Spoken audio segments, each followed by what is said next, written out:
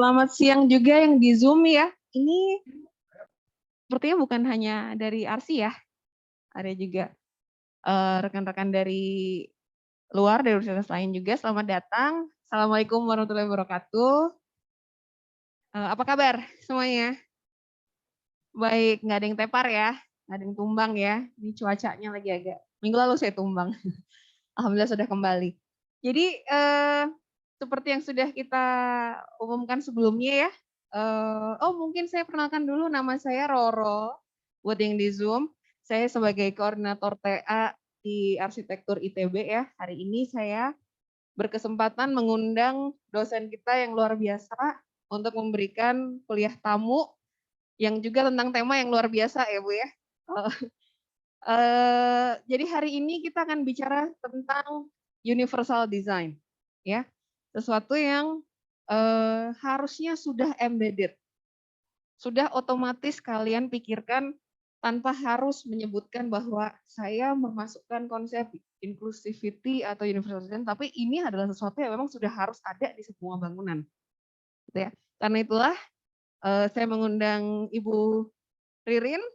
Kita kasih applause dulu Ibu Ririn. Terima kasih sekali sudah bersedia hadir, dan Ibu Ririn akan memberikan sharing pengalaman ya juga keilmuannya mengenai standar-standar dan prinsip pada desain yang inklusif, yaitu yang universal design. Dan alhamdulillah di sini mungkin bisa dilihat ya, kita sudah sedia kursi roda ya, nanti kita akan bermain-main, bukan bermain ya, kita akan memperagakan gimana sih repotnya kalau kita tuh ingin mengantar orang yang berkursi roda dari satu level pindah ke level lain ya.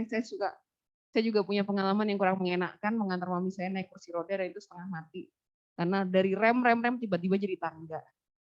Nggak mungkin balik, mau naik nggak bisa gitu ya. Jadi itulah kenapa sampai ada kuliah ini, supaya ada kepekaan kalian terhadap pengguna-pengguna yang memang bukan yang istilahnya kelas yang termarginal ya. Dan kemudian Bu Ririn juga sedia tongkat untuk tunanetra ya. Nah, tongkat tunanetra nanti kita juga akan role play lah ya, istilahnya bermain peran, merasakan sejenak menjadi orang yang tidak memiliki indera penglihatan ya. Kemudian kita merasakan susahnya sehingga kita bisa berempati ketika mendesain. Oke, tanpa untuk mempersingkat waktu, saya silahkan Ibu Ririn untuk memulai kuliah. Terima kasih Ibu, silahkan. Baik, selamat siang Ibu Roro. Assalamualaikum warahmatullahi wabarakatuh. Ini, oh iya, baik. Buat yang di Zoom juga terima kasih ya sudah bergabung. Mudah-mudahan, di situ ya. Jadi mungkin saya harus ke sini ya untuk menyapa supaya kelihatan ya. Ya, jadi saya Wuryantari Sudarsana tapi dipanggil Ririn ya. Hari ini kita ketemu lagi ya. Sudah lama juga nggak ketemu ya. Sebagian sudah jalan-jalan ya, ikut jalan-jalan saya ikut jalan-jalan Anda ya. Oke. Oke, ini adalah tugas akhir Anda, dan di sini sebetulnya Anda dinilai apakah pembelajaran dari tingkat 1 sampai tingkat 4 tuh masuk nggak sih begitu ya. Tetapi kita juga sedikit ingin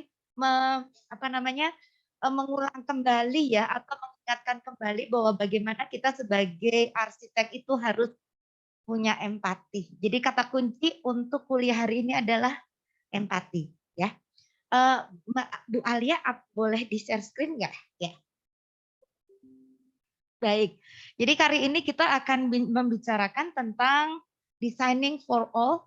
Jadi artinya inclusive design for design principle in architecture. Jadi designing for all, untuk semua ya. Jadi kalau kita ngedesain nggak hanya untuk sebagian orang bisa menikmati, sebagian orang tidak bisa menikmati. Anda sebagai arsitek bertanggung jawab bahwa semua orang harus bisa menikmati karya Anda, ya. Oke, kita mulai ya. Next. Jadi apa disebut dengan inclusive design? Itu adalah design that considers the full range of human diversity with respect to ability, language, culture, gender, age, and other form of human difference. Ya, jadi kalau namanya kita bilang inclusive design itu, kebayangnya yang inclusive design itu biasanya apa sih? Coba Mas.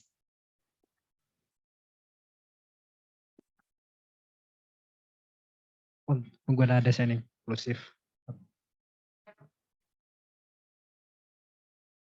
Ya, tadi pertanyaannya itu orang-orang yang masuk dalam desain inklusif. Jadi mungkin ada disabilitas permanen, disabilitas temporal. Temporal yang permanen misalnya lumpuh atau kayak kursi roda, kalau yang temporal misalnya ibu hamil atau misalnya habis kecelakaan gitu. Ya, betul, itu yang inklusif design ya. Kan beliau desainnya mendesain lansia ya. Oke. Nah, apalagi yang kira-kira disebut inklusif design? Orangnya tiap orang ya.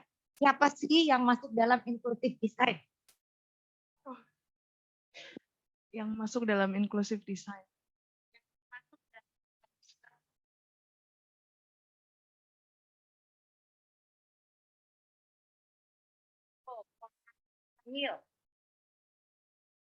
Lainnya. Tunanetra.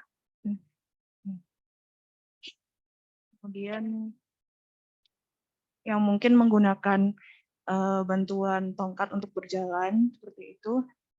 Oh ya, yang atau misalnya menggunakan kaki buatan seperti itu, Bu, mungkin. Oke. Baik, terima kasih. Tadi tuh udah definisinya adalah fisik ya. Ini bukan OS ya, nggak boleh fisik itu enggak. Tapi ya emang ini fisik ya. Default yang fisik punya keterbatasan. Ada lain lagi enggak yang termasuk dalam inklusif untuk semua? Tadi dikatakan ya ada gender, ada age, dan other forms of difference. Kalau dari yang saya pahami itu disabilitas bisa dari segi fisik dan psikis, Ibu. Kayak misal kalau psikis itu autism dan kawan-kawannya, ada kelas-kelasnya saya nggak hafal. Ya, autis itu juga kita juga masuk ya, yang harus diperhitungkan ya. Oke. Ada yang tingginya di bawah 150? Coba angkat tangan. Temenin saya dong, ada yang Oke, saya 150 ya. Oke. Jadi ada ponakan saya, dia kuliah di universitas ya, di saya lupa ya kalau nggak salah dekat Seattle gitulah. Dan dia banyak mendapatkan keuntungan. Masuk toko duluan, kalau ngantri boleh duluan dan sebagainya. Saya tanya, kamu kenapa kok bisa dapat keistimewaan? Karena saya tingginya 148 gitu. Ya. Jadi ada satu negara-negara bagian atau negara yang bahkan ketinggian itu menjadi harus didesain, ya. Pernah nggak teman-teman pergi ke wastafel atau toilet dan nggak bisa lihat kaca karena kacanya tinggi sekali? Nggak pernah. Pernah nggak lihat ada seminar, terus ada pembicara, berdirilah di panggung, terus udah gitu mau bicara nggak kelihatan pembicaranya. Saya pernah ya, terus di depannya ada bunga ya, saya turunin bunganya supaya bisa lihat saya gitu ya. Jadi itu adalah salah satu yang harus juga diperhitungkan. Jadi tidak hanya yang pakai kursi roda atau yang lain, tapi itulah empatinya ya. Jadi ada inclusive design mention itu ada prosesnya, ada recognize, kita harus tahu definisinya apa, keunikannya apa, begitu ya. Dan kemudian apa impact-nya ya. Oke, boleh. Ya, jadi kalau kita lihat, ya, saya harus pindah dulu ya, maaf ya. Jadi kalau kita lihat ada yang namanya Undang-Undang Nomor 19 ya tentang hak penyandang difabilitas.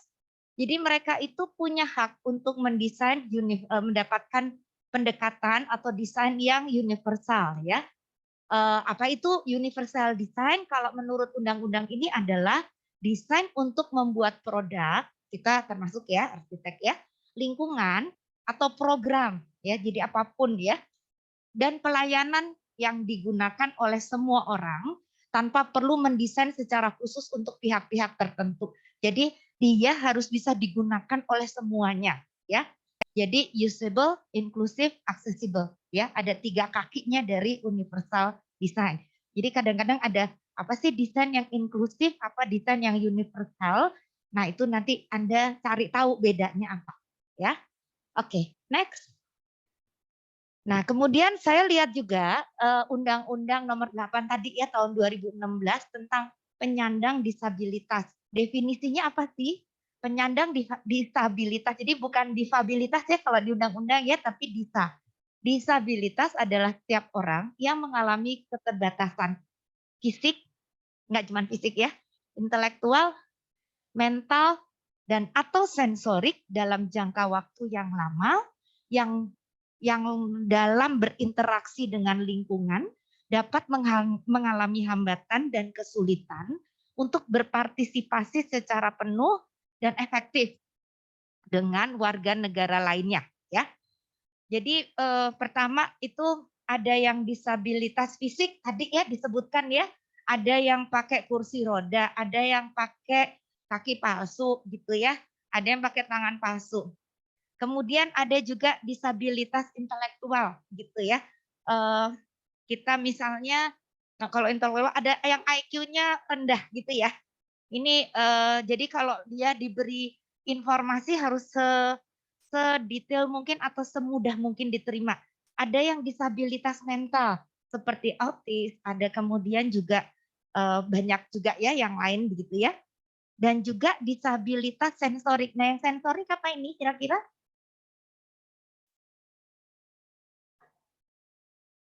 Kan ada sensorik ya.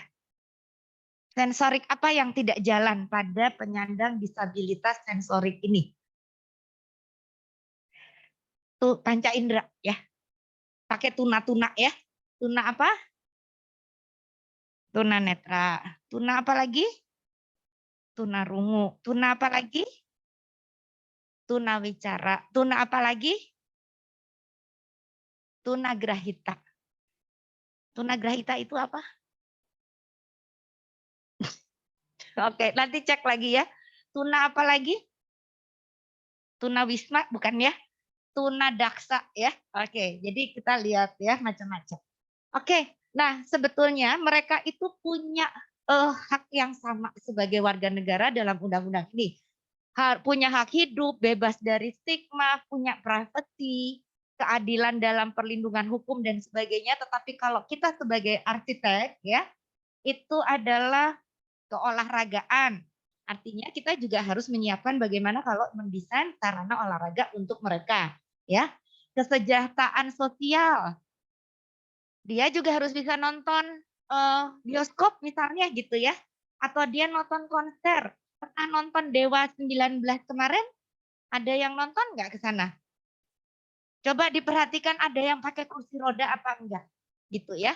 Atau misalnya, Bu saya mau berenang. Pernah lihat nggak orang difabel yang berenang? Pernah, ya. Atau misalnya dia tunanetra tapi dia bermain musik gitu ya. Bukan olahraga ya, tapi yang lain ya. Tapi begitulah, mereka punya hak yang macam-macam ya. Aksesibilitas, kemudian juga yang lainnya adalah hidup secara mandiri. Jadi artinya kalau kita mendesain bangunan atau fasilitas, mereka itu tanpa harus dibantu harus bisa survive sendiri, ya. Oke. Nah, kata kunci dari mata kuliah ini untuk bisa mempelajari hanya dua. Pertama empati, kedua adalah baca standar, ya, dan prinsip. Udah cuma dua itu aja. Kalau baca standar dan prinsip Anda bisa lakukan kapanpun juga ya. Di sini ada, buka buku ada dan sebagainya. Tapi berempati itu yang berat. Nah, sekarang kita bermain empati ya. Coba Anda pura-pura jadi tunanetra 5 menit. Jangan ngintip ya. Dan jangan tidur, tolong ya, jangan. Saya bahaya nih.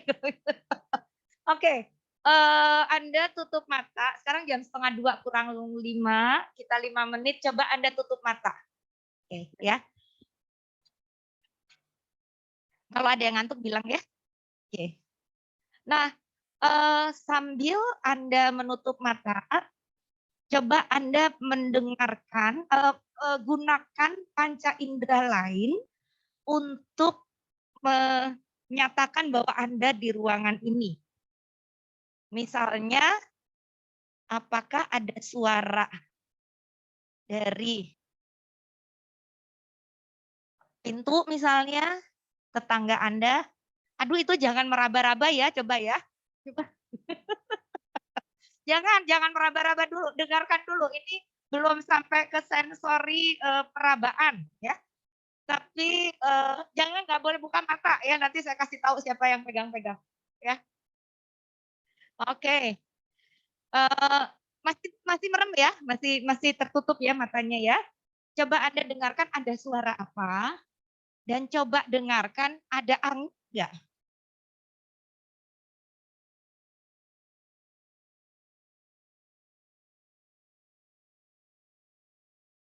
Kalau suara apa yang Anda dengar? Oke. Bisa ketahuan nggak suaranya itu ada di depan, di belakang, di kanan atau di kiri? Di belakang ya. Kemudian apakah ada cahaya? Cahaya Anda datang paling terang dari sebelah kiri atau sebelah kanan? Kanan. Yang dekat jendela sebelah kanan ya. Kalau yang jendela sebelah kiri. Oke. Coba apa lagi yang Anda rasakan? Sensori apa lagi? Nggak ada angin. Oke. Atau ada angin? Nggak ada. Ada yang merasakan angin nggak? Ada. Tergantung Anda duduk di mana, maka itu Anda bisa merasakan angin. Ya. Kemudian ada indera apa lagi yang Anda rasakan? Ada bau-bauan nggak? Berarti setelah Anda udah mandi.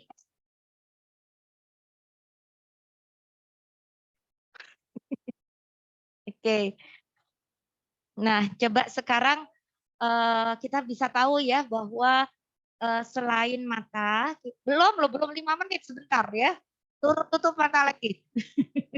Nah, Anda bisa merasakan bahwa ternyata orang itu atau yang tidak bisa melihat itu, atau kita gitu ya, sebetulnya bisa merasakan ada sensasi lain selain melihat, yaitu mendengar, dan mendengar itu memberikan orientasi ya, di depan, di belakang, di samping, di atas, di bawah. Kemudian juga ada sinar terang, bisa di kanan, bisa di kiri. Kemudian ada angin, ya, ada angin dari mana gitu ya. Berarti kalau ada angin ada apa? Ada bukaan ya. Kalau kayak ada terang itu ada apa? Ada jendela begitu ya. Oke. Nah, itu adalah elemen yang Anda harus olah untuk mendesain disabilitas tunanetra ya. Oke, coba Anda sekarang melakukan tugas sederhana. Pegang tas Anda, coba keluarkan barang dari tas Anda ke atas meja. Ingat yang diambil tasnya sendiri ya, jangan ambil dompet teman lain ya. Ini jangan ambil kesempatan. Nah, di sini yang ingin kita renungkan adalah Anda meraba ya. Tas kamu mana? Nggak ada? Nggak bawa tas? Oh, ya oke. Pakai tas Anda ya. Oke. Ya kalau gitu ambil bolpen Anda, masukkan ke dalam saku misalnya ya. Oh jatuh, nggak boleh ambil, boleh tapi nggak boleh buka mata, gimana caranya? Oke. Oke, tugas sederhananya sudah ya. Kemudian kembalikan lagi ke tas Anda.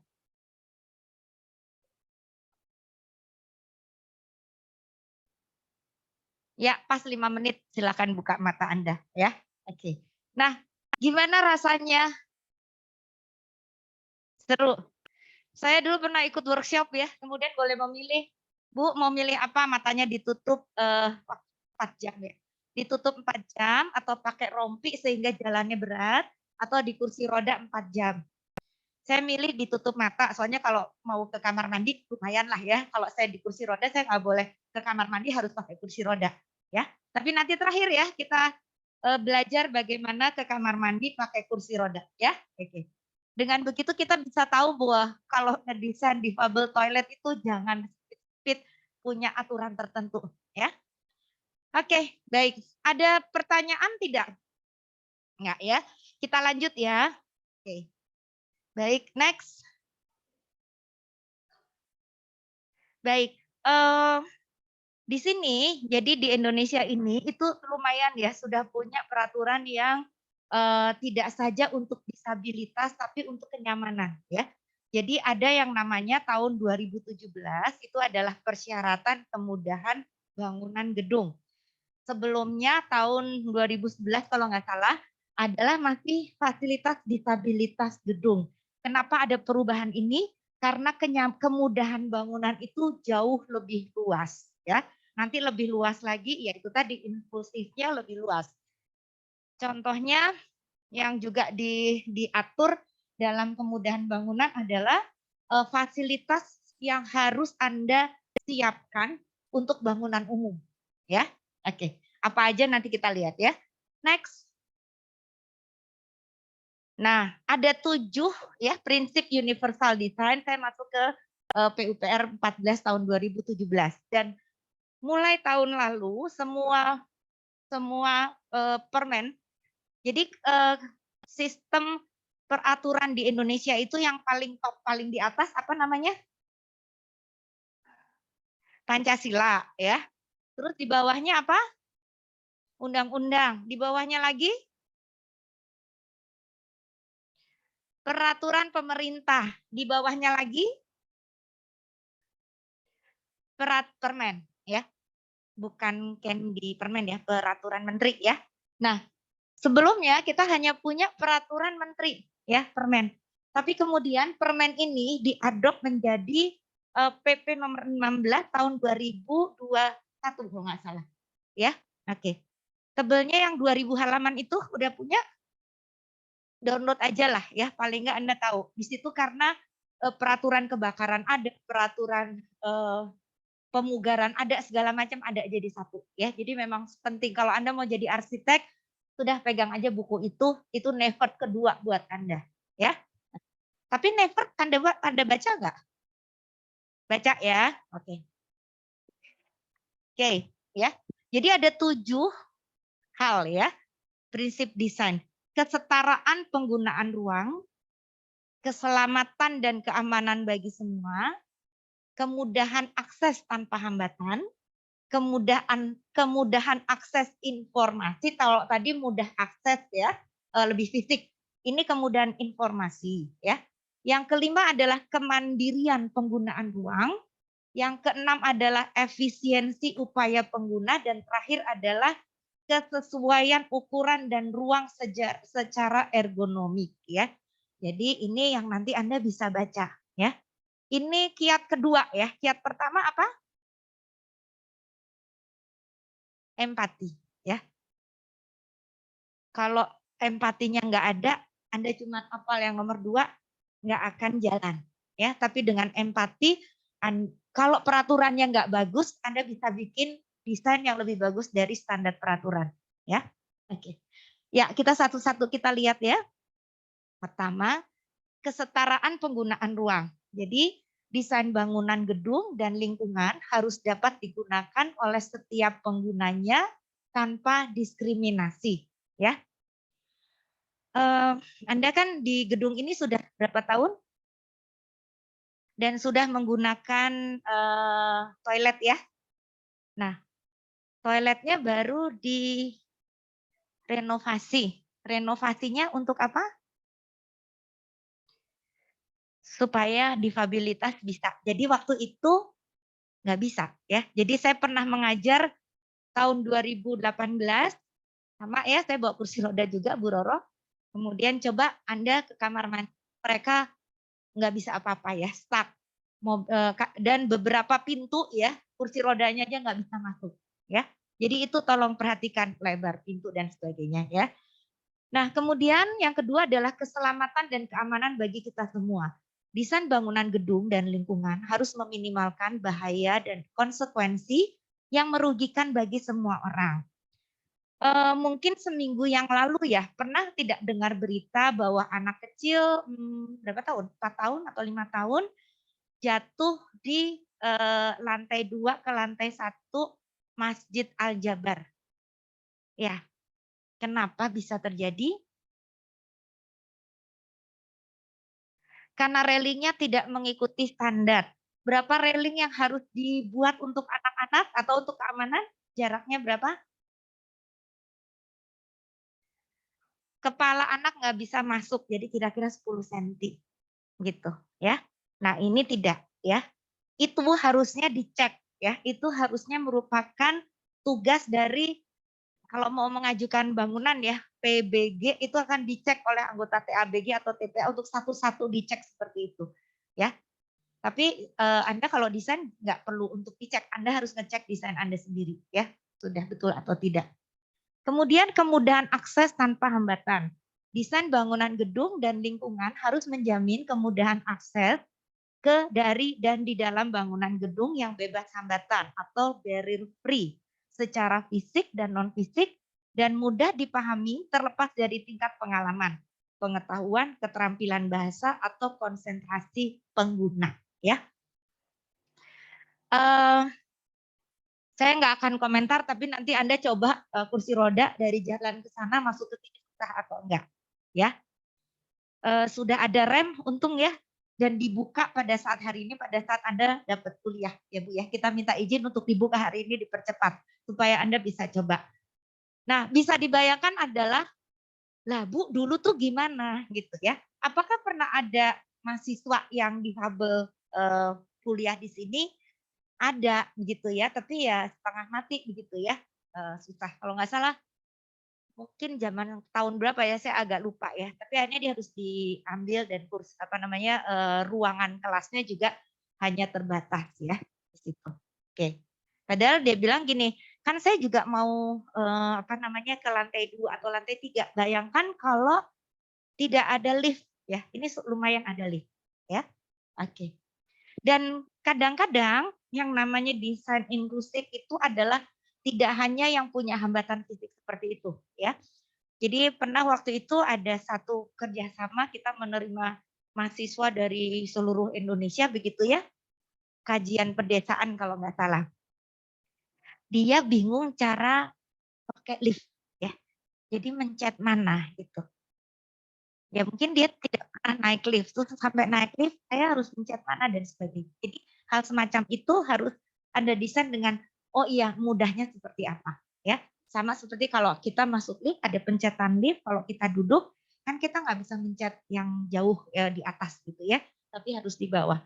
Jadi waktu beli lift, Anda yang menentukan speknya lift ya, itu adalah Anda harus mendesain supaya sambil duduk orang itu bisa mencet ke lantai 30 misalnya.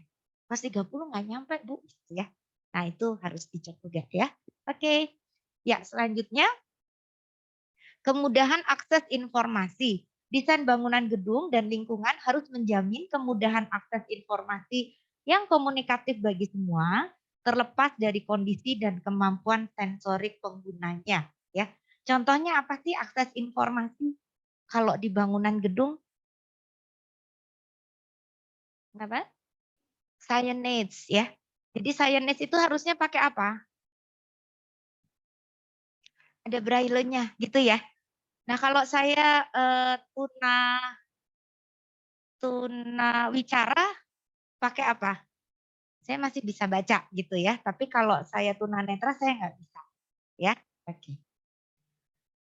Tapi begini ya, yang namanya disabilitas itu nggak cuma satu ya, tapi kita ada disabilitas ganda ya. Nah itu pusing lagi, apalagi apa namanya kalau misalnya Anda mengambil tugas akhirnya atau nanti dapat proyek SLB gitu untuk cacat ganda. Nah itu luar biasa ya. Jadi Anda harus berempati dia bisa seperti apa, range-nya apa saja ya. Oke. Kemudian kemandirian penggunaan ruang ini menjadi penting ya. Desain bangunan gedung dan lingkungan harus dapat memperhatikan beragam kemampuan penggunanya sehingga dapat digunakan secara mandiri ya. Nah, ini baca peraturan ya. Oke, next.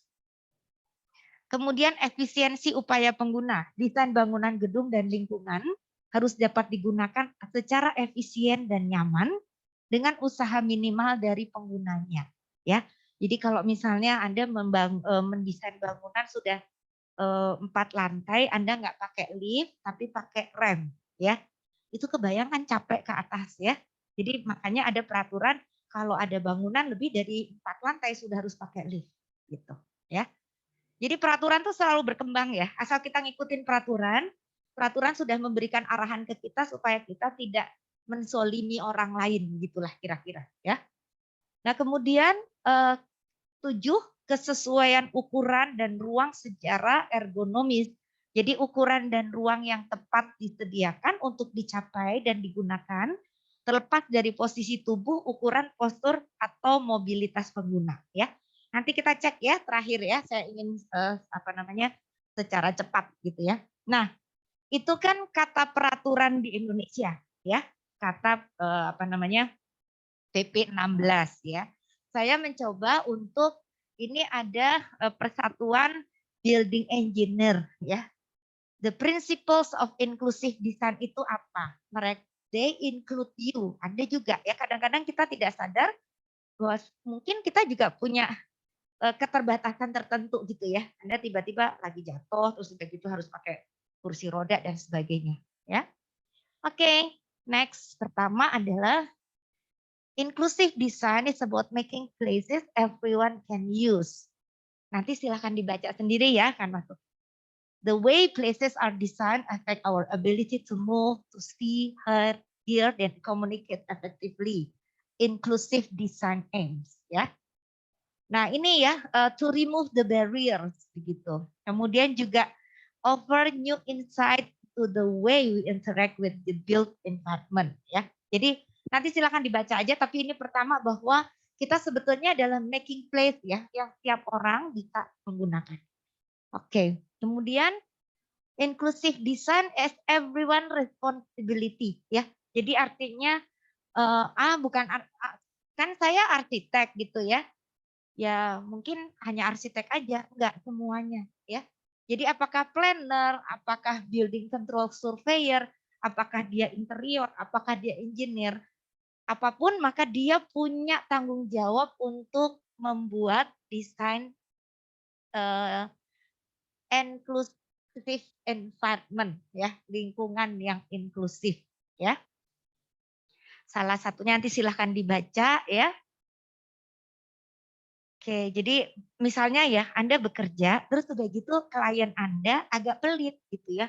Ngapain bikin rem gitu, ngabis-ngabisin uang aja dan juga areanya kan luas ya. Tapi Anda harus kekeh gitu ya, tetap Pak ini adalah untuk boleh dikatakan untuk teman-teman kita yang punya disabilitas khusus ya. Dan Anda menjadi aman karena itu lihat ke kiri ada apa sih? Enggak ada apa-apa. Oh, ada tawon. Bentar ya, hati-hati. Oke. Nah, kemudian juga kita harus hati-hati bahwa ternyata hal tersebut adalah aturan ya. Jadi artinya juga Anda harus melihat mana yang aturan, mana yang bukan. Bagusnya Indonesia tuh mulai banyak di peraturan harus ini, harus ini, harus ini. Jadi dengan begitu Anda aman. Aman karena Anda tidak bisa ditekan oleh klien Anda untuk tidak membuat atau menyediakan fasilitas untuk disabilitas. Kalau enggak, Anda nanti pusing sendiri ya.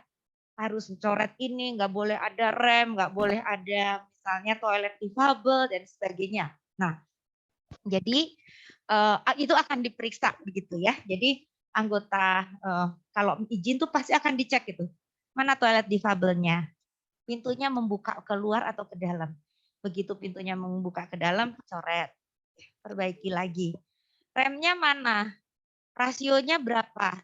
Rasionya tidak memenuhi, coret, balik lagi. Jadi kalau Anda sebagai arsitek tidak mengetahui standar dan kemudian mengajukan ke perizinan gitu ya, kalau sekarang PBG persetujuan, terus ternyata Anda nggak tahu, jadi desain Anda tuh banyak dicoret, dibalik lagi, harus didesain lagi. Berarti kliennya juga dirugikan oleh Anda ya. Karena Anda harus minta waktu lagi untuk merubah desain Anda. Nah, itu tanggung jawab Anda sebagai arsitek. Ya, oke. Baik, kemudian apa aja? Jadi good design is inclusive design. Oke ya. Jadi good design should reflect the diversity of people who use it and not impose barrier of any kind. Ya, kira-kira seperti itu. Oke, dan kita lihat ya, disabled people, older people, and family with small children can be overcome. Jadi artinya bukan orang difabilitas aja loh. Suatu saat Anda akan masuk golongan difabilitas, yaitu pada saat apa? Jompo. Kalau Anda menikah gitu ya, terus punya anak, Anda termasuk difabilitas enggak? Atau bagian yang inklusif ini tidak? Contohnya apa? Hamil. Kalau hamil nggak bisa apa? Nggak bisa berdiri lama. Berdiri lama. Kemudian lahirlah anak kamu, ya. Terus jalan-jalan kamu gendong atau pakai kursi roda? Mungkin pakai stroller, ya. Apa yang Anda lakukan? Sebagai mendorong sih. Ngejaga dan ngedorong sih. Menjaga, ya. Begitu Anda jadi bapak atau jadi ibu punya bayi dan pakai stroller, maka Anda bisa merasakan bahwa betapa jeleknya ya desain yang dilakukan orang, ya. Betapa kenapa kok nggak dulu dipikirkan. Nah, itu sebetulnya adalah tujuan utama dari kuliah ini, empati, ya. Oke. Baik, ya silakan. Jadi inclusive design places people at the heart of the design process. Jadi yang utama, klien Anda utama adalah inclusive design-nya, people-nya, orangnya, ya. Jadi jangan lihat kliennya dulu deh, jangan lihat, tapi orang ini harus dibawa kemana, orang ini harus didesainkan seperti apa. Jadi misalnya, ya, design and development should create space and building that people can use form strong, vibrant, and sustainable community. To achieve this, you should ensure that you involve as many people as possible on the design. This will help to promote personal well-being, social cohesion, and enjoyment for all. Enjoyment ya, nggak ngeluh. Tadi Bu Roro bilang, saya udah ngedorong setengah mati, ibu saya taunya nggak, capek, kesel gitu ya. Dan kita lihat, wah siapa sih arsiteknya gitu kan? Selalu kalau misalnya ngedesain ya. Misalnya ya, first step, avoid step, hindari tangga. Replace them with a gentle incline between floor and at low window sills for better view.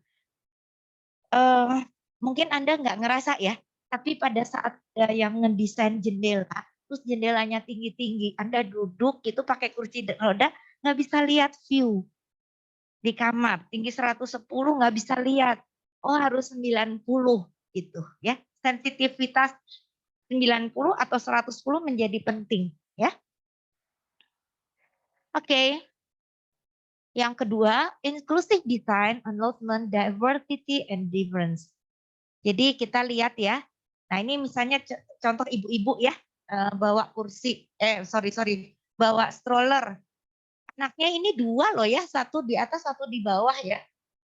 Terus udah gitu dia harus ngebuka pintu gitu. Ngebuka pintu, balik lagi, terus didorong nggak bisa.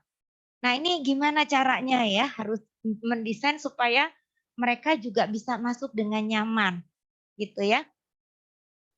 Atau misalnya jangankan yang difabel ya, kalau Anda mendesain airport gitu ya, Anda biasanya kalau bepergian jauh bawa koper ya. Koper sekarang desainnya udah bagus ya, pakai roda ya, dan dia berdiri gitu ya. Dulu orang Jepang pertama kali yang ngedesain itu gitu. Kalau zaman dulu mungkin nggak pakai harus dibawa gitu ya. Atau Anda bawa oleh-oleh nggak cuman koper yang beroda tapi dus ya. Terus nggak ada kereta untuk bawa barang, harus diapakan? Terus sudah gitu lorongnya sempit, suka tabrakan ya.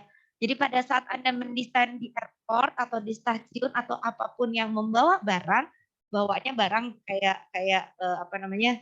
Kayak, kereta barang gitu ya. Maka lebarnya itu harus dicek. Jangan sampai lebarnya itu standar. Sama seperti kalau Anda ngedesain rumah sakit, koridornya harus berapa? 2,4. Kenapa? Supaya kalau ada kereta, bukan kereta ya, tempat tidur yang didorong itu bisa nggak senggolan gitu ya. Jadi sensitivitas ini yang perlu, kepekaan ini, empati ini yang perlu. Dengan empati Anda bisa semuanya mulus ngedesain ya. Supaya bisa empati gimana? Yaitu tadi mencoba untuk menghayati. Kalau perlu Anda pura-pura jadi ngedesain rumah sakit gitu ya, pura-pura jadi pasien dulu. Gimana ya pura-pura jadi rumah sakit pasien ya? Ya mungkin duduk di situ dan memperhatikan gitu ya. Arsitek yang baik adalah arsitek pengamat yang baik ya. Jadi Anda mungkin mau mendesain rumah sakit, mungkin bisa duduk di situ seharian untuk ngelihat aja, oh orang apa, salahnya apa gitu, problemnya apa ya. Oke, selanjutnya inclusive design offer choice where a single design solution cannot accommodate all user. Jadi mau tidak mau harus ada beberapa alternatif begitu ya.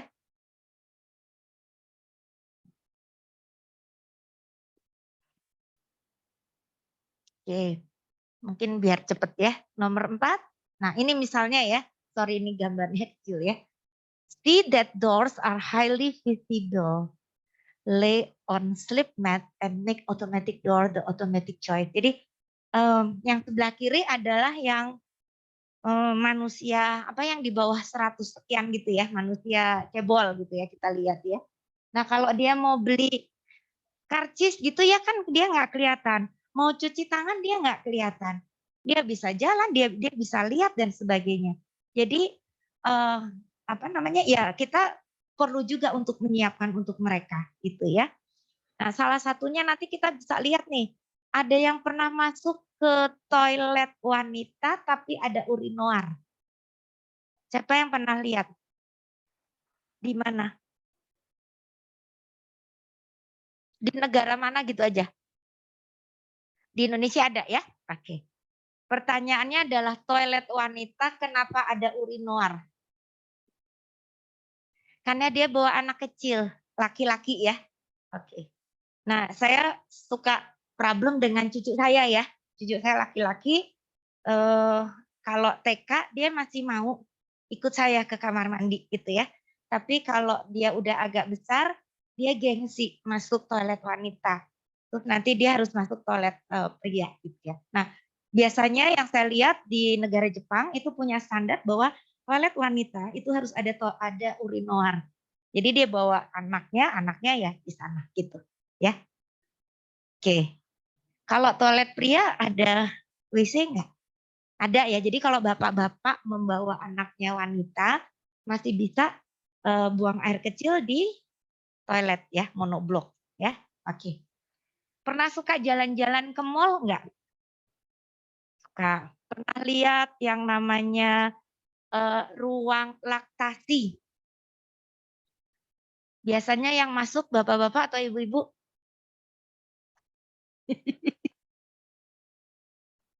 Ibu-ibu karena dia mau menyusui anaknya. Pertanyaannya adalah kalau bapak-bapak membawa bayinya, nggak ada istrinya, terus dia mau ganti popok di mana? Kalau masuk ruang laktasi boleh nggak? Nanti diprotes sama Pak Satpam. Bapak mau apa gitu kan ya? Ya mau lihat-lihat Pak. Gitu ya. Nah kira-kira gimana? Apa yang dilakukan oleh Bapak ini? Kan kamu ceritanya punya bayi ya tadi ya. Nah jadi gimana?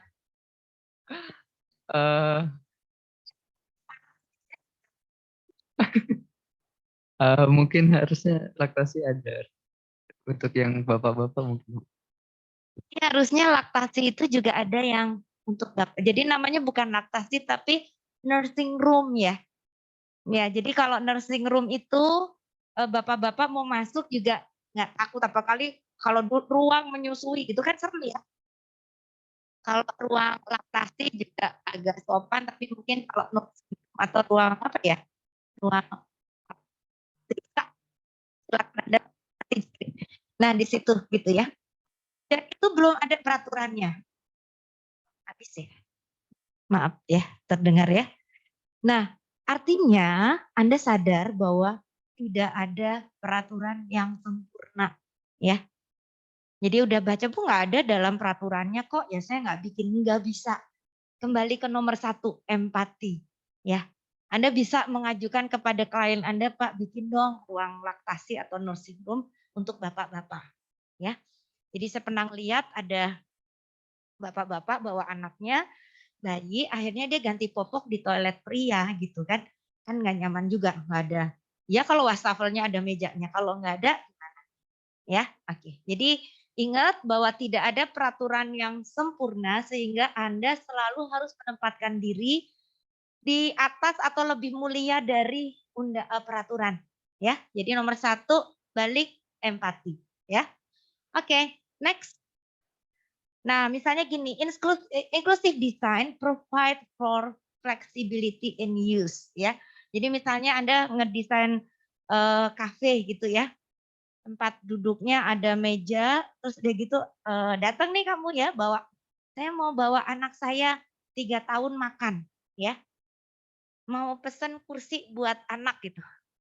Mungkin kalau 10 tahun lalu ya Anda pergi ke restoran susah sekali nyari kursi anak, minta kursi anak tuh susah ya.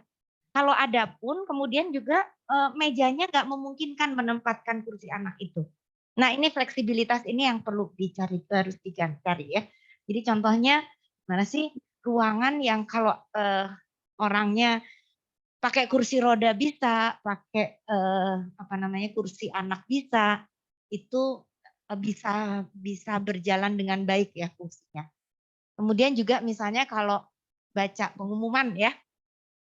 Pengumuman kalau ketinggian kan juga nggak nyampe ya. Jadi orang duduk bisa lihat ya, bisa pegang. Oke, selanjutnya. Nah, ini adalah inclusive design provides buildings and environment that are convenient and enjoyable to use for everyone ya. Jadi di sini harus kita bisa lihat ada science needs, ada lighting, ada visual contrast, ada material. Ini adalah elemen-elemen yang nantinya kita lihat ya. Tadi misalnya Anda tunanetra ya. Pernah dengar nggak ada yang namanya low vision? Pernah. Apa itu low vision? Mungkin ada yang punya teman atau saudara yang low vision.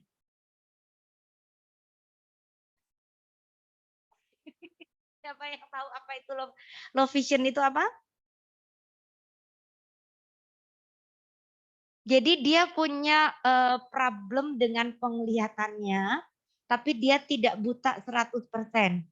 Dia masih bisa lihat misalnya ya, coba Anda menggulung kertas udah gitu ngelihat gitu ya.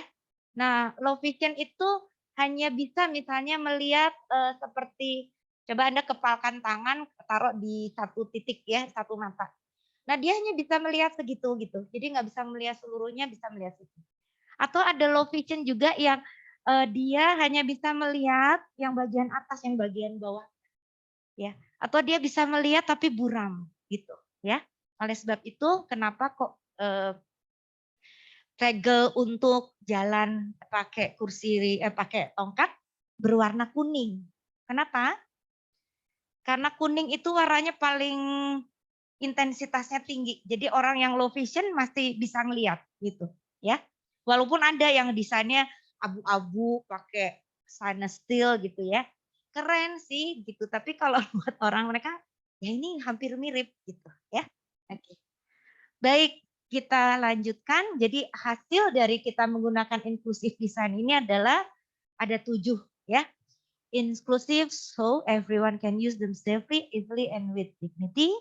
Responsive taking account of what people say, what they need and want. flexible so different people can use them in different way, different people ya. Convenient so everyone can use them without too much effort or separations. Jadi separations itu menjadi penting ya. Jadi nanti kalau Anda ngedesain, Anda misalnya ke mall ya, terus bawa kursi, Anda bawa nenek Anda pakai kursi roda, terus udah gitu ada tangga gitu ya. Ya udah yang lain naik tangga aja, saya naik lift dengan kursi roda karena membawa nenek.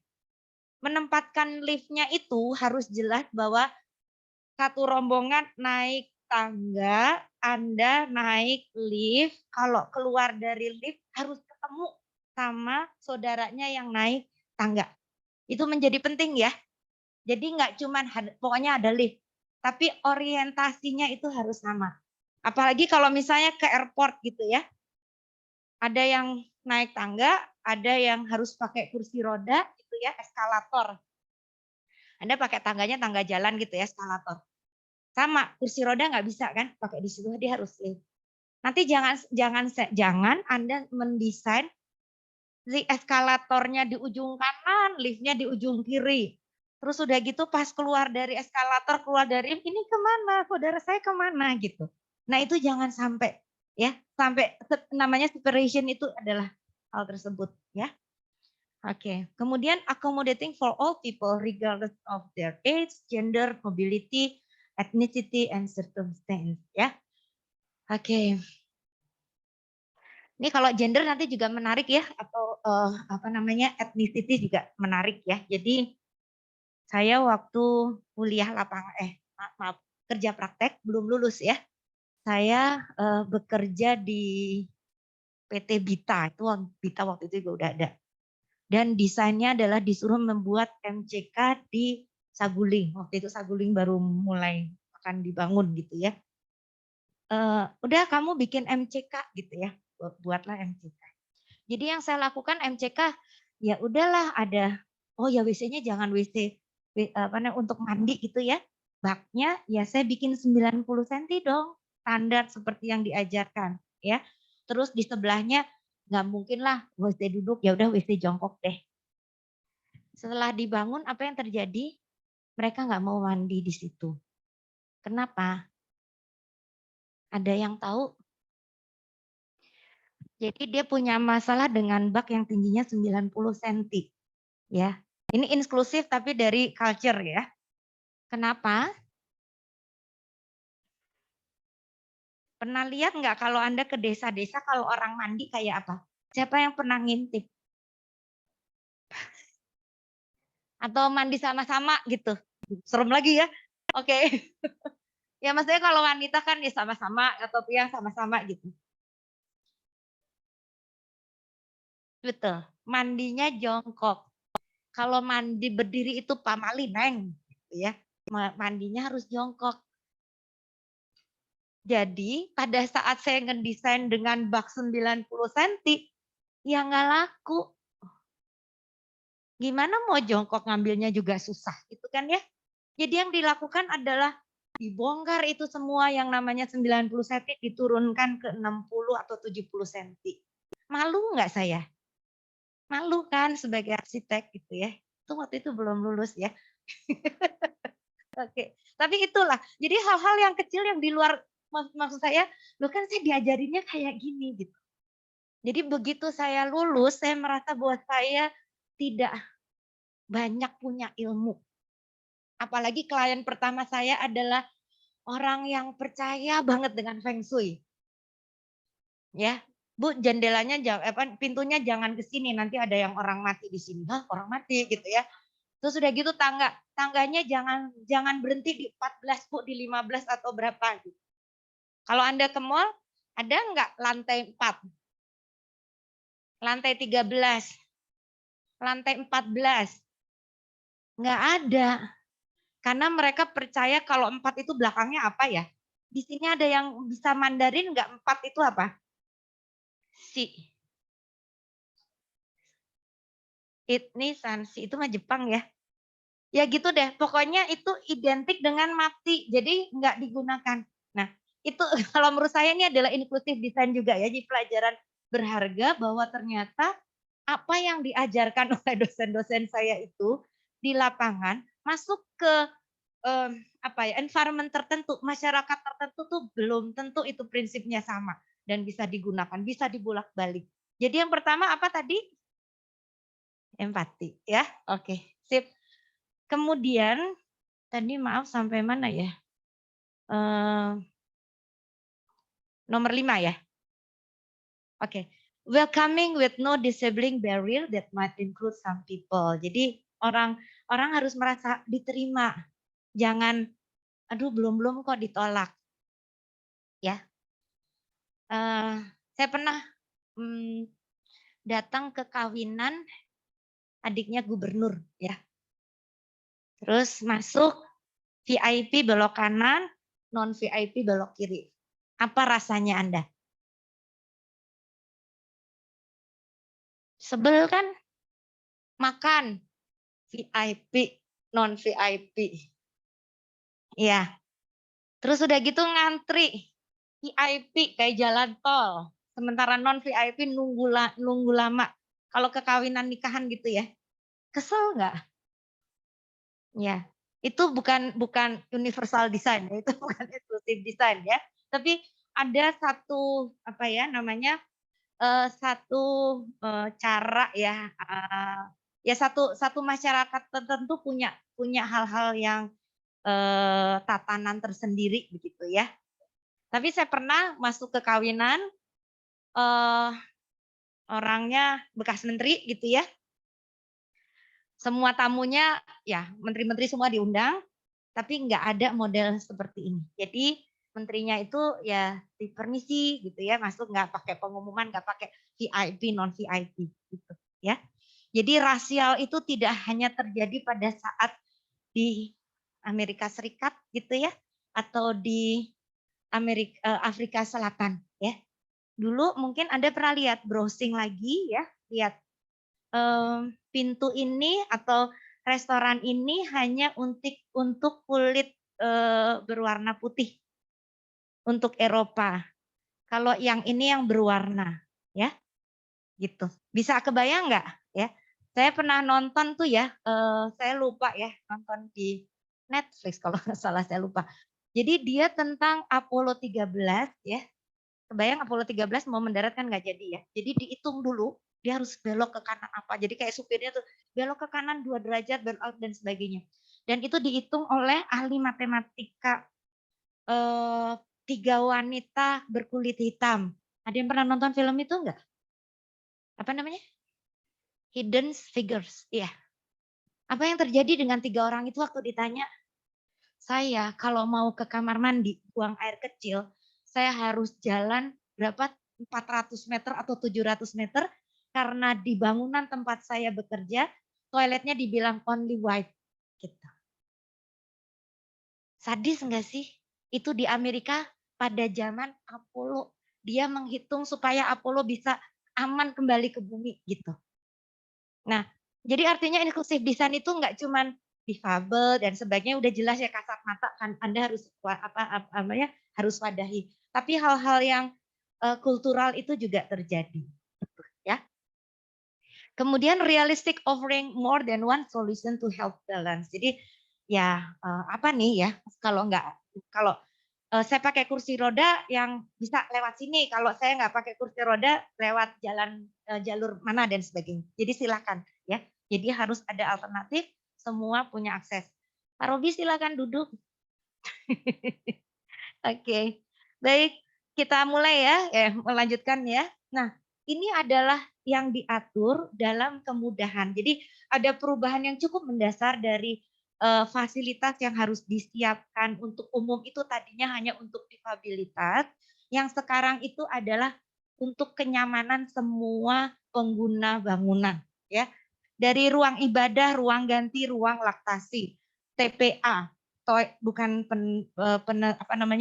pembuangan sampah akhir bukan ya, taman penitipan anak atau tempat ya, toilet, bak cuci tangan, pancuran, tempat sampah, fasilitas komunikasi, ruang tunggu, kelengkapan peralatan kontrol, rambu dan marka atau signage, titik pertemuan, tempat parkir, parkir otomatis, sistem kamera pengawas dan sebagainya, ya. Ruang ibadah, ya. Kalau Anda merancang bangunan, coba harus baca peraturan lokal, ya. Anda ada di mana? Di Bandung. Pernah baca nggak peraturan bangunan gedung Bandung? Siapa yang pernah baca? Angkat tangan. Nggak ada. Siapa yang tugas akhirnya ada di Bandung? Angkat tangan.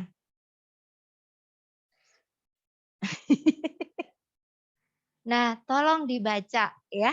Karena antara satu kota dengan kota lainnya, peraturan bangunannya itu walaupun sudah ada permen PU ya, PP, tapi dia punya hak untuk mengeluarkan peraturan gubernur tentang atau peraturan wali kota tentang bangunan di daerah kekuasaannya. Contoh yang menarik adalah ruang ibadah di peraturan bangunan Bandung. Namanya bisa musola, bisa ruang untuk apapun ya. Jadi yang dilakukan adalah di situ bahwa atau saya tanya dulu, pernah enggak sholat di mall? Ada enggak tempat sholat yang tidak nyaman? Banyak. Yang tidak nyaman contohnya di mana? Di parkiran. Sesek enggak? Di sebelah genset.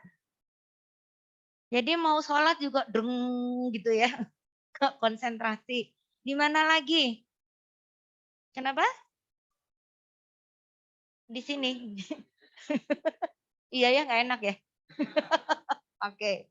Nah, terus udah gitu umpel-umpelan gitu ya. Terus udah gitu mau sholat bersama akhirnya di tempatnya, bahkan di restoran gitu ya. Kita nggak ada, terus udah gitu di tempatnya pegawai harus masuk-masuk, mau kenanya bau gitu ya.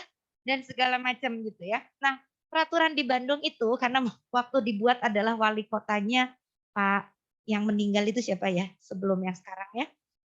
Itu maka dia mengatakan bahwa musola tidak boleh di basement, tidak boleh di sebelah gudang, tidak boleh di sebelah genset atau utilitas, dan luasnya punya persentase tertentu. Kalau mall dia harus 0,3% atau sekian persen dari luas mall.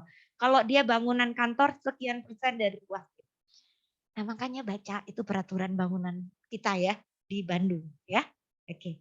Jadi tiap kota punya peraturan yang berbeda-beda ya. Oke, next. Jadi kita tuh pertimbangannya ya dalam menyusun peraturan itu menentukan standar itu adalah dari fungsi bangunannya apa.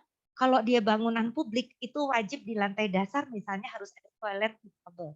Makanya ini adalah bangunan publik, harus ada toilet difabel. Makanya direnovasi. Setelah bangunan ini berdiri selama 20 tahun ya. Kok bisa Bu 20 tahun? Ya dulu nggak pakai izin kali atau gimana saya nggak tahu ya. Tapi dulu passwordnya belum ada, bisa juga. Kemudian dari luas bangunan dan kemudian jumlah pengguna. Jadi yang namanya empati itu bukan hanya udah kok Bu toiletnya cuma satu gitu ya. Pokoknya kan ada. Tapi yang namanya jumlah orangnya kan banyak. Jadi sama seperti musola gitu ya.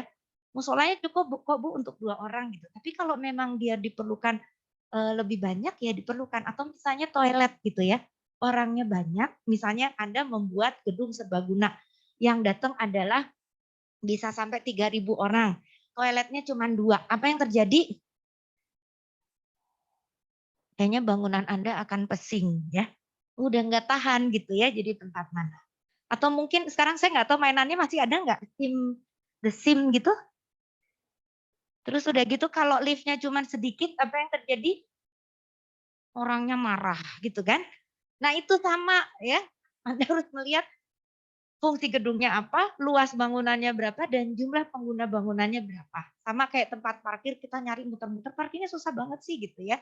Ada rasionya ya. Oke, sip.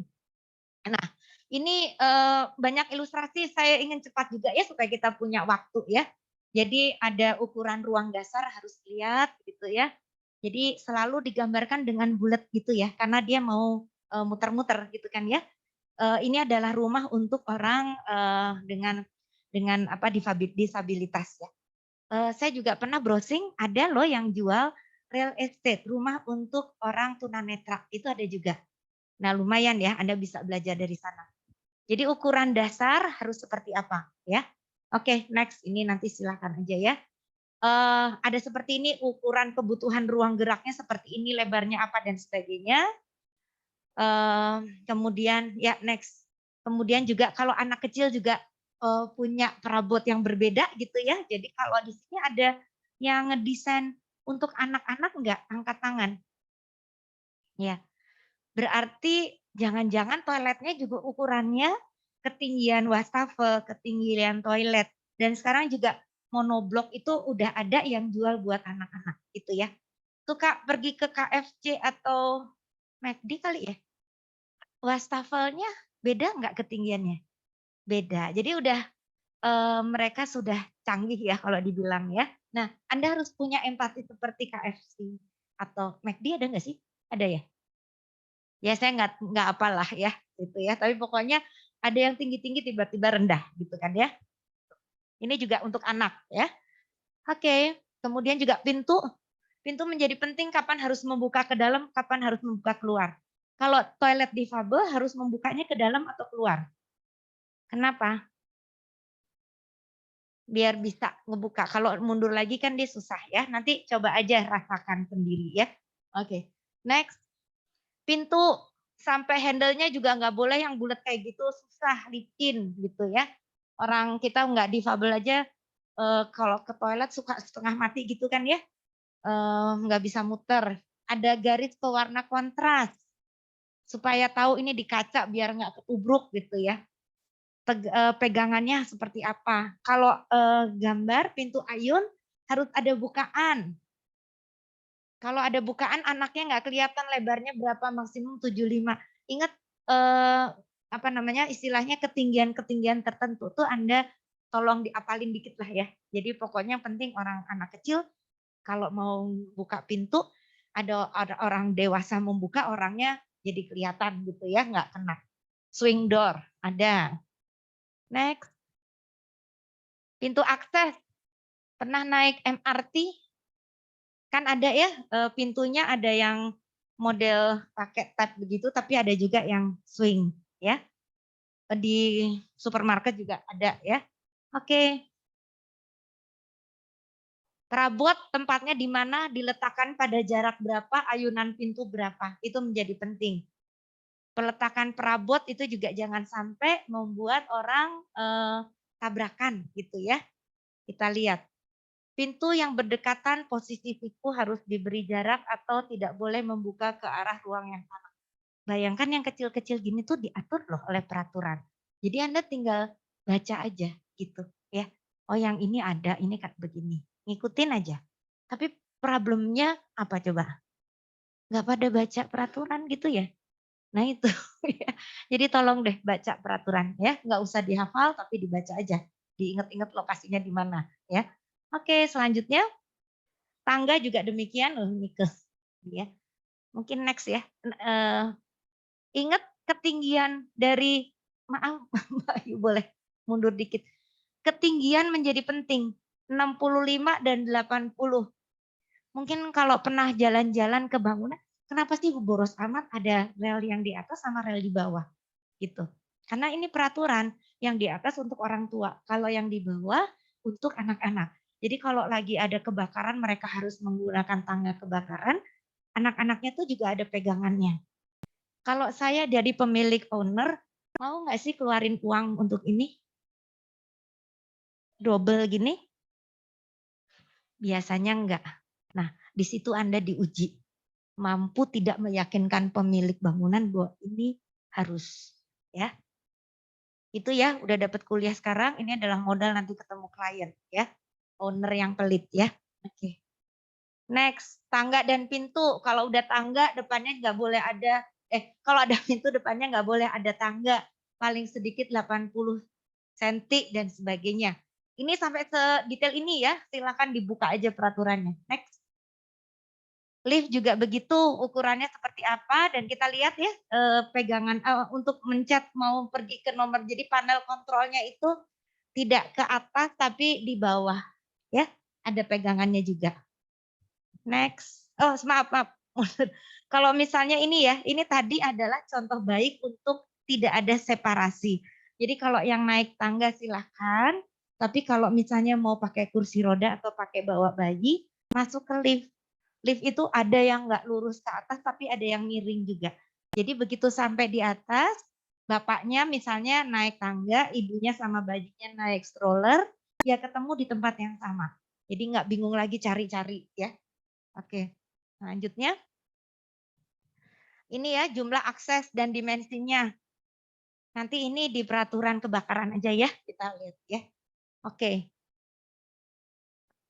Kemudian juga sama ya, berapa orang dan sebagainya gitu ya.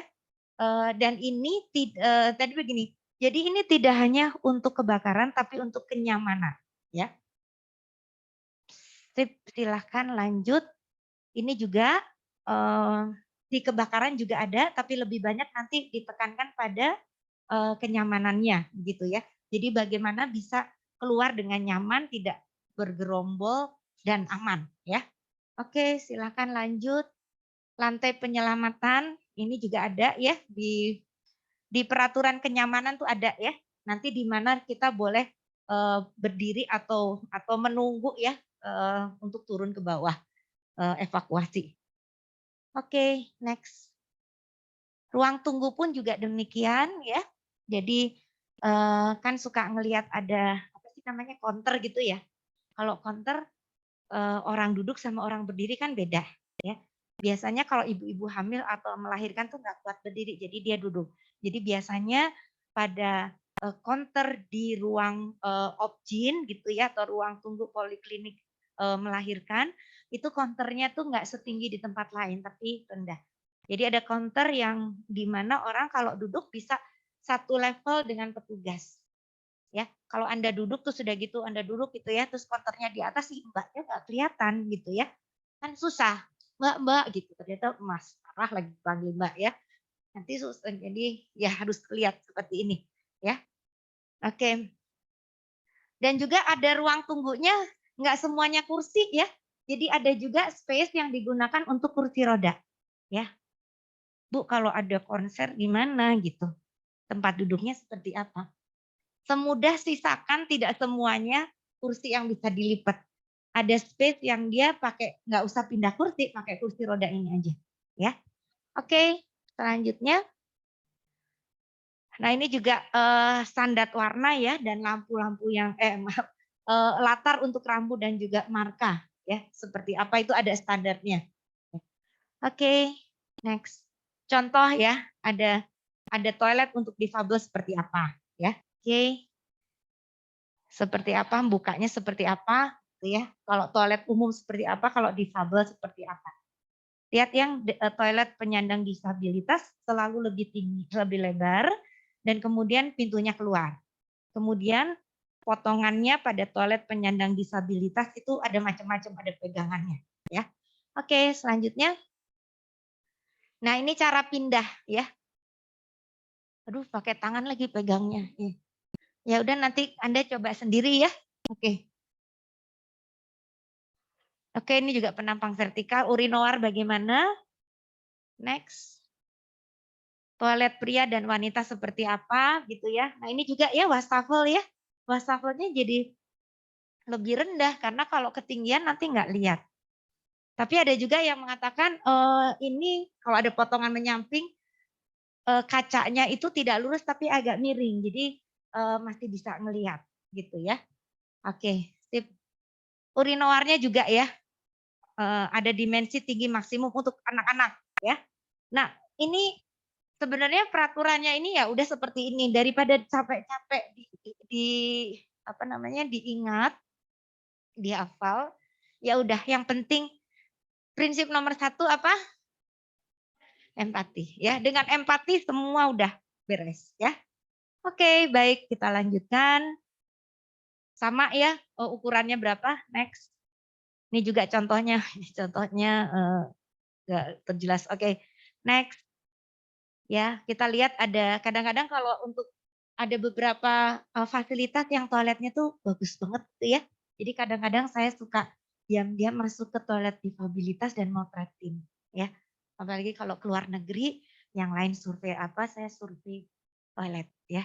Karena banyak sekali yang kita bisa belajar gitu ya. Oke. Yes, lanjut. Ini juga ya caranya pindah seperti apa, mandi seperti apa. Ya, next. Ini juga standarnya ada. Oke, ini contoh alternatif desain, masih bisa menarik. Ada kursi lagi gitu ya tambahan, selalu ada pegangan. Next. Ya, kalau orangnya udah nggak bisa apa-apa lagi, biasanya ini adalah untuk panti jompo atau untuk rumah sakit gitu ya. Bahkan udah harus ada katrol-katrol seperti ini. Gitu. Bahkan dari tempat tidurnya juga udah susah ya. Oke, caregivernya. Kemudian ini wastafelnya, ada pegangannya agak berbeda. Next. Nah ini tadi ya, gimana sih dimensi wastafel, nggak boleh terlalu lebar gitu ya. Next. Ini juga kalau pakai ya sama ya semuanya. Wudhu juga demikian. Jadi wudhu ada aturannya juga, ada standarnya juga. Jadi keran wudhu bagi penyandang cacat itu juga ada ya. Oke, selanjutnya ini ada penemuan baru wastafel merangkap WC gitu ya. Jadi dari kursi roda langsung bisa bergeser ya ke WC. Tapi kebayang ya ke WC terus udah gitu ngelihat wastafel gitu ya. Ekspresif ya. Oke. Ya, next. Ini juga ya desainnya bisa macam-macam. Perhatikan bathtub ya. Sekarang kita bicara tentang bathtub. Next. Bagaimana orang yang udah jompo, kamu jangan tidur, nanti desain kamu harus kayak begini loh ya, panti jompo. Nah ini ini adalah bagaimana orang jompo mandi dan nggak bisa bergerak gitu ya. Seperti apa? Oh ternyata ada tempat duduknya, kursi rodanya masuknya di mana ya. Next. Nah ini juga mandinya di situ ya, itu tempat ada mandi, ada kordennya. Ya lanjut. Nah ini ada yang model kayak gini, dia duduk gitu ya, terus ditutup, dia selalu mandinya nggak berdiri ya, duduk gitu ya. Next. Bahkan yang udah nggak bisa apa-apa, tempat tidur juga ada yang namanya mandi itu hak gitu ya, hak setiap orang, jadi dia tidur di sana gitu ya. Oke. Next, ini juga ada tempat duduknya, perhatikan detailnya, perhatikan selalu ada pegangan ya. Next. Ini juga ada bathtub ingin berendam, ya bisa masuk dulu duduk terus airnya naik berendam atau seperti kiri ya, bisa juga. Mbak mati ya. Oke, next. Ini banyak ya. Kita terus aja. Terus ini wudhu, ini standar ya dari peraturan PP tersebut. Laki-laki dan wanita harus dipisahkan. Nah nggak mau wudhu terus mau buka kerudung bingung gitu kan ya. Nah itu memang dalam peraturan harus dipisahkan ruang wudhunya. Ya, oke, next. Sampai tempat sepatunya juga ruang gantinya juga digambarkan ya di peraturan tersebut. Next. Sama, nah ini juga ya, toilet, kan ada toilet wanita, toilet pria, wudhu wanita, dan ada tempat duduk adalah untuk difabel. Ini adalah contoh, udah tinggal cut and paste, Anda masukkan ke desain Anda. Ya, oke. Next. Nah, ruang laktasi ya, kayak gini. Tapi ini masih bias pria, jadi artinya prianya belum bisa masuk kayaknya ya. Oke, silakan, next. Nah, koridor darem, ini juga menjadi penting. Next. Bagaimana nyaman atau tidaknya nanti Anda coba sendiri ya, lanjut. Ini juga ukurannya, lanjut, lebar koridor, kemudian guiding block seperti apa, pegangan harus bentuknya seperti apa, lokasinya di mana ya. Jadi bahkan contoh jembatan penghubung antar bangunan di fasilitas publik aja ada di peraturan tersebut ya. Next. Ada braille tadi ya. Rasio menjadi penting ya. Jadi jangan bikin ada tidak hanya rasionya. Kalau rasio untuk mobil berapa? 1 banding berapa? 1:7. Kalau untuk kursi roda 1 banding berapa? 1:12. Boleh nggak bikin rem yang 10 meter lurus terus? Nggak boleh. Kenapa? Jadi harus ada landainya dulu. Takutnya si neneknya di kursi roda, terus udah gitu siapa namanya cucunya keasikan WA gitu ya, terus ngelundung gitu ya, kan itu kasihan gitu. Jadi harus ada ada apa ya landingnya ya, ada bordesnya ya, bisa lurus, bisa muter-muter dan sebagainya. Oke, next. Nah ini rasionya ya. Oke, jadi untuk maksimal harus 9 meter, 9 meter ya, jadi nggak boleh terlalu panjang sekali. Yes. Ada pegangan untuk orang dewasa, ada pegangan untuk anak-anak 80 dan 65 ya. Tekstur tidak licin. Ya, sip. Ini next aja ya. Ini contoh-contoh detail. Next. Kalau segitiga. Nah, kalau kira-kira muter gini enak nggak sih? Enggak, kenapa? Radius kanan, radius kirinya, nanti Anda nyobain deh. Ini nggak nyaman ya. Oke, next. Ya ini contoh gitu ya. Tambahan bahwa kadang-kadang orang yang nggak pakai kursi roda tapi juga susah naik tangga. Bahkan saya pun gitu ya, kadang-kadang ada rem, saya naik rem aja gitu ya, karena susah naik tangga. Oke, next. Nah, jangan terlalu curam. Kalau curam itu nyiksa ya, sampai harus didorong gitu ya.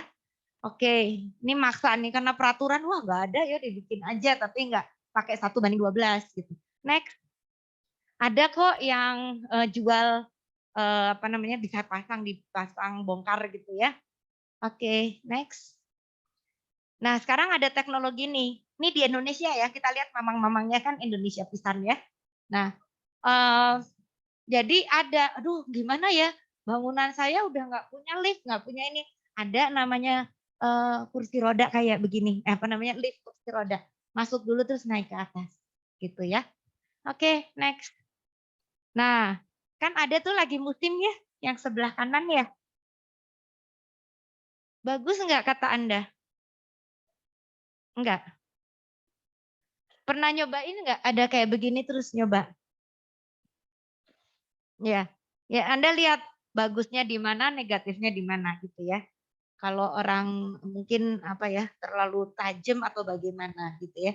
Tapi menurut saya ini udah mencoba untuk memasukkan desain juga, tapi juga difabel, disabilitas atau inklusifnya juga masuk, tapi tinggal eksekusi desainnya aja ya.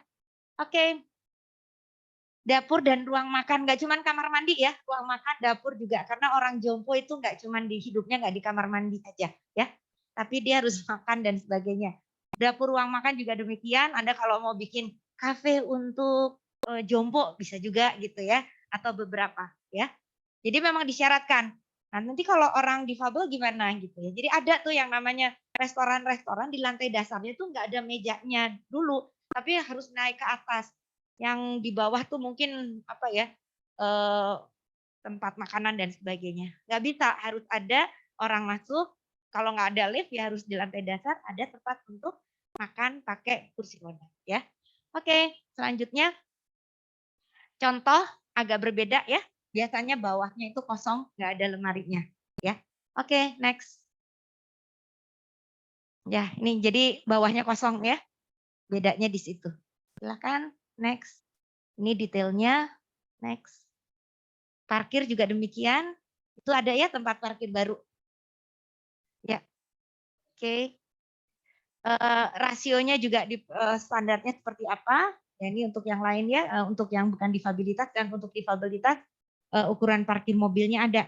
Jadi nanti Anda cek di sana tuh desainnya udah benar atau tidak ya, berdasarkan standar. Oke, next. Muternya berapa? Ya. Ini kenyamanan juga diatur ya. Rem berbentuk apa namanya helix. Ada yang pernah nyupir nggak naik seperti ini? Apa rasanya? Hah? Sing. Ada peraturannya adalah maksimum ada 5 kali. 1, 2, 3, 4, 5 harus lurus. Kalau Anda masuk ke mall ke lantai 10, 1, 2, 3, 4, 5, 6 gitu, itu pasti udah oleng, orangnya mabok sampai sana.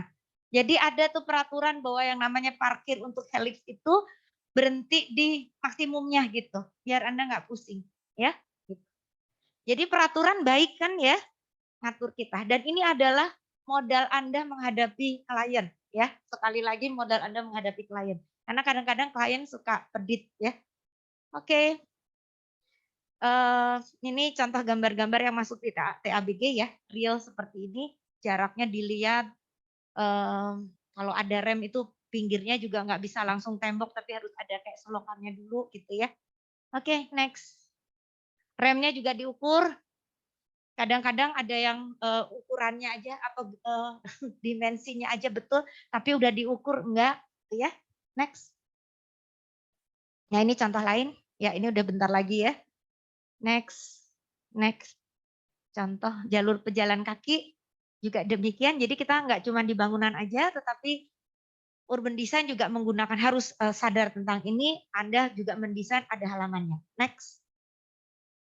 Seperti apa ya standarnya? Nah ini nanti Anda silakan ya. Kursi ini akan kita simpan sampai hari Jumat.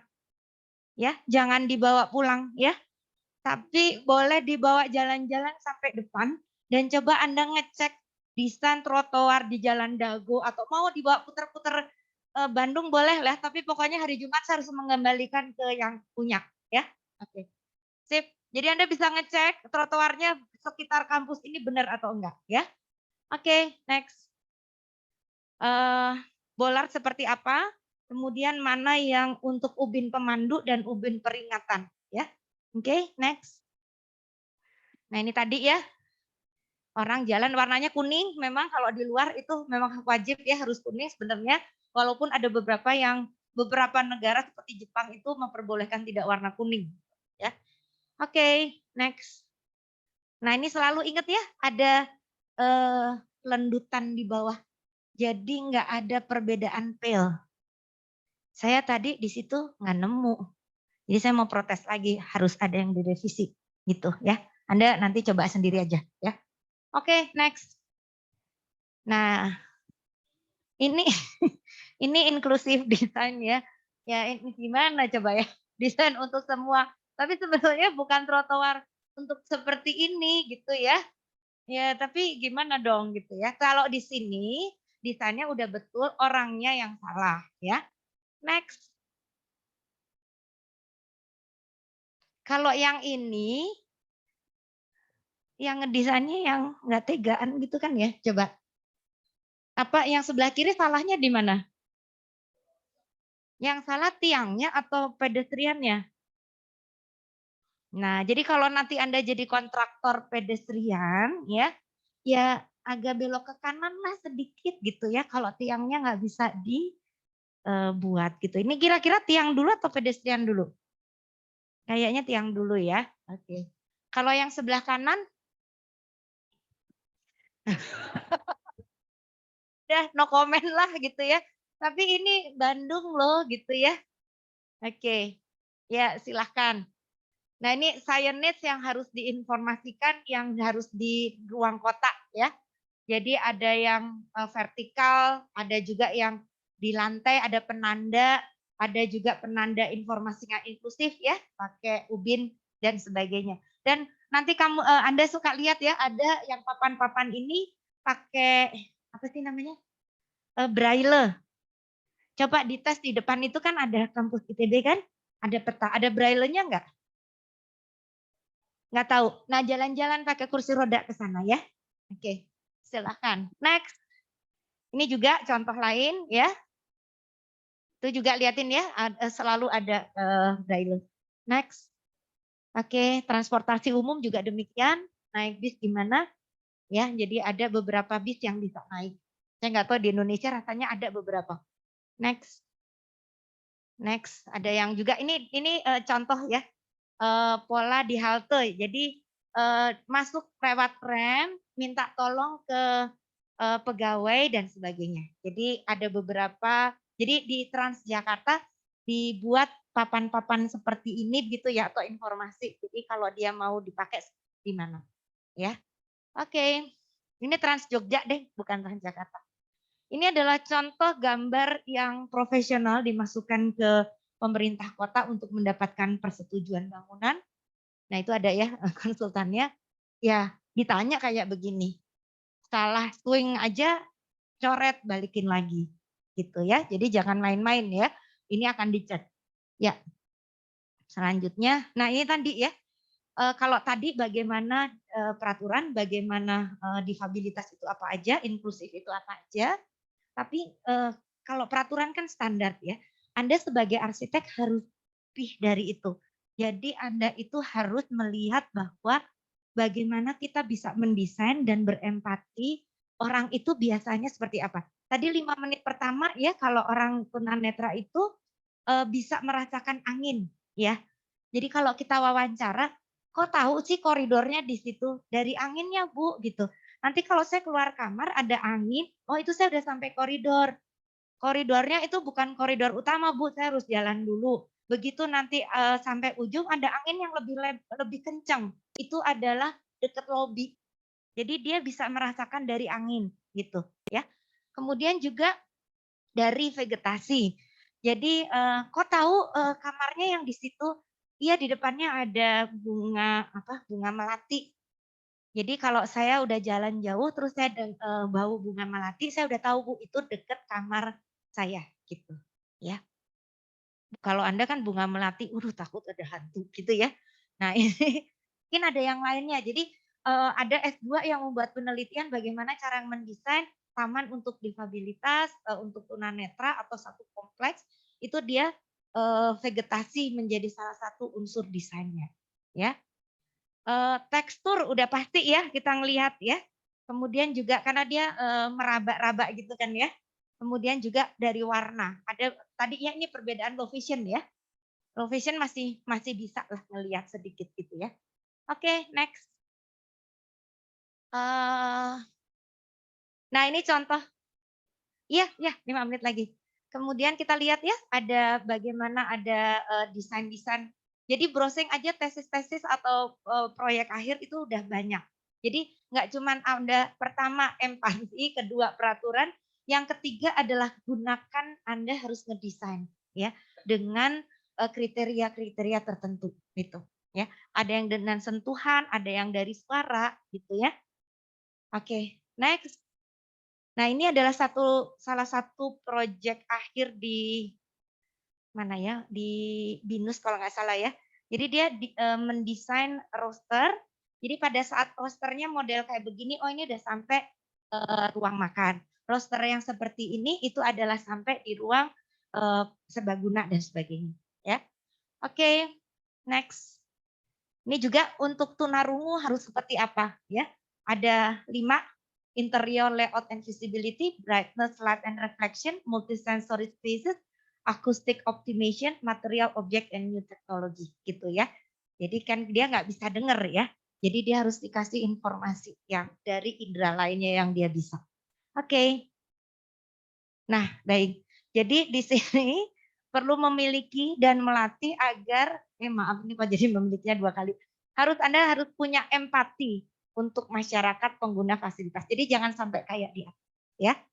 Oke, sampai di sini saya berharap ada 2 orang.